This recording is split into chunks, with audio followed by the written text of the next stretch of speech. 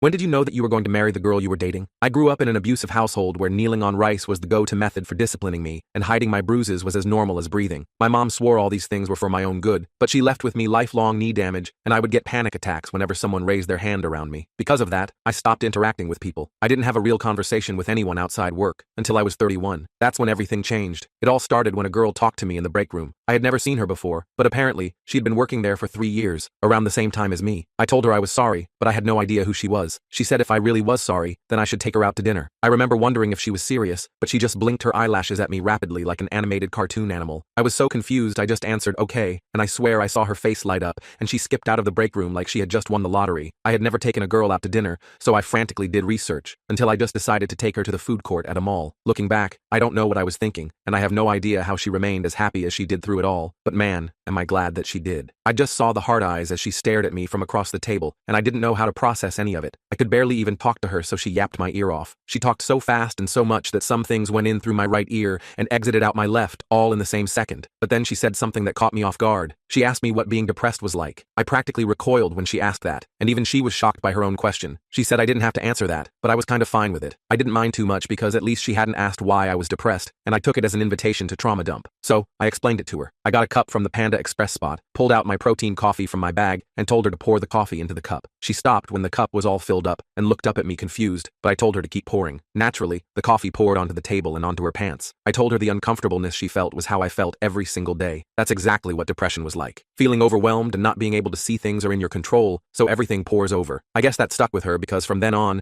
she started talking to me every day. At first I was confused and didn't understand what her deal was, but as the weeks passed by and I realized that whenever I found something I liked, a movie, a TV series, a book, a song, or whatever, the first thing I would think is that I couldn't wait to show her. It was like I couldn't fully enjoy something until I shared it with her. I realized that she was bringing joy into my life, like she was the sun, my sun. I figured she liked me, and that's why she was by my side all the time, taking me out to dinner, the park, just places that weren't my house, and why she made me origami, handed me flowers we saw on the streets, and took pictures of me. So, I got the courage to ask her out, which wasn't easy, because it was either we go out, or I lose my closest friend. But thankfully, Lady Luck was on my side, because she jumped up and down in joy when I asked her to be my girlfriend, and I swear she started skipping again. She said I took forever in asking her, but better late than never. After dating for 2 years, we were cuddling on my bed, her head was on my chest, and I was playing with her hair, when she suddenly looked up at me, and asked if everything was still pouring over. I told her that everything stopped pouring over after I met her. She smiled a devilish smile, and at first I thought she was proud of it, but after hearing her say, "I'm glad," I was able to piece everything together. She had made it her mission to make the world a little brighter for me, to get me to stop feeling overwhelmed and get out of the wet pants I was always in. If I could, I would have started skipping around the room like I just won the lottery, but there was nothing better than holding her tight and knowing she was the one I wanted to grow old with.